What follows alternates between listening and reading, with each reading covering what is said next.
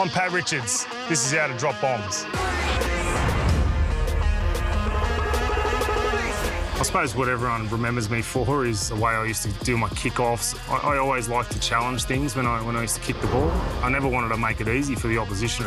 Try to get the ball up and as high and ugly as possible. After every game, guys would come up to me and go, I've had nightmares about these kicks. So I used to use it and say, OK, if they don't like it, well, they're going to keep coming.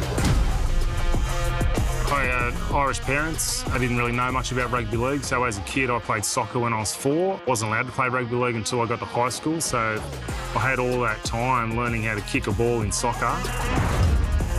Back in 2005, Graham Arnold was the guy who sort of brought it to me. He was our kicking coach, and he came in and we tried a few different kick-off techniques, and he placed the ball on its side, and we used to do a little short kick-off with a spinning action, and as I progressed, it got higher and longer, and the ball just started doing all sorts of things. The flatter the ball, then the higher the ball's going to go and the more spin it's going to get. When you hit the foot, you want to hit in the belly of the ball, so you want to hit that right in the middle.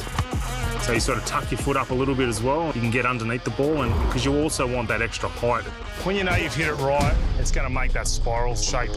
Goal kicking is 100% regimented, but doing the kickoffs, totally different every single time because the opposition are moved around and I want to move the ball around. There might be a big gap and I want to expose that.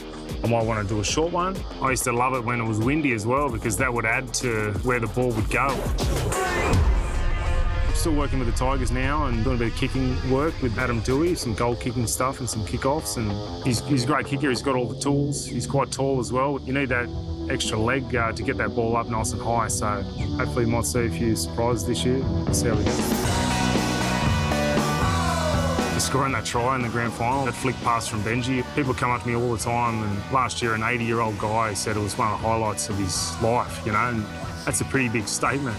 We had a really good group of senior guys back then and some really good juniors, and we played a pretty exciting brand of footy where we threw the ball around, we expected anything, and I remember that year we scored so many tries from our own half.